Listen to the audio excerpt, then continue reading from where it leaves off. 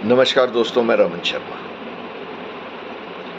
क्या भारत में तानाशाही का दौर जारी है? हाँ, बिल्कुल जारी है। क्या भारत में भ्रष्टाचार बढ़ गया है? बिल्कुल बढ़ गया है। क्या भ्रष्टाचार की जानकारी नरेंद्र मोदी को है? बिल्कुल है। क्या मोदी भ्रष्टाचारियों के ऊपर कार्रवाई नहीं करते? बिल्कुल नहीं करते। उसके बहुत सारी वजह हैं।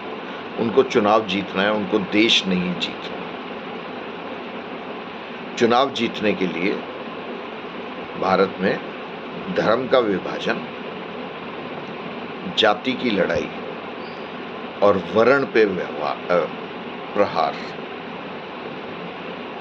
बस इतना काफ़ी है। उसके ऊपर अगर आप राष्ट्रवाद का तड़का लगा देंगे तो आपको चुनाव जीतने से कोई नहीं रोक सकता। आप सच बोल के भारत में चुनाव नहीं जीत सकते। आप विकास के कार्य बता के भारत में चुनाव नहीं जीत सकते।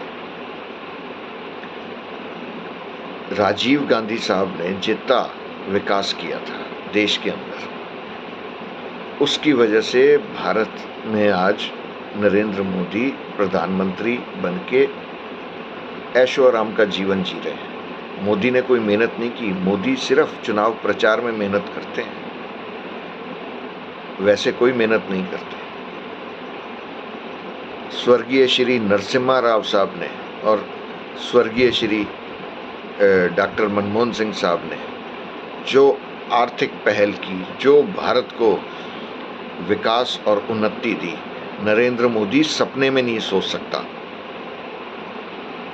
नरेंद्र मोदी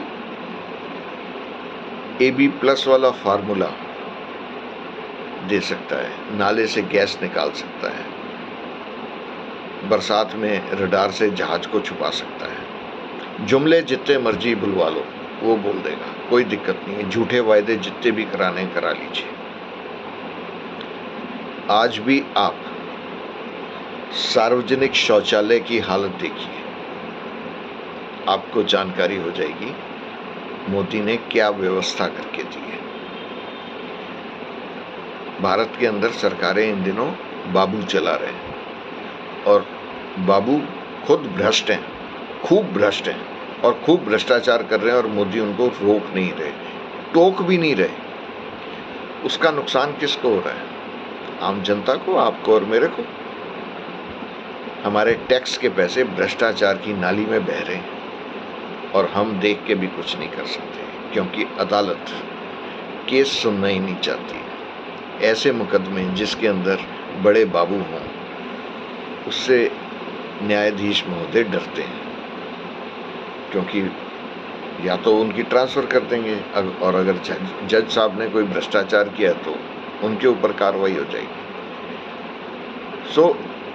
इस भ्रष्टाचार की गंगा के अंदर सभी डुबकी लगा रहे हैं और आम आदमी पिसता चला जा रहा है। उसका बच्चा अगर स्कूल या कॉलेज में बेहतर शिक्षा लेना चाहता है तो उसको बहुत तकलीफ होती है, और अगर वो कहीं सरकारी नौकरी पा जाता है तो फिर वो भी यही करता है।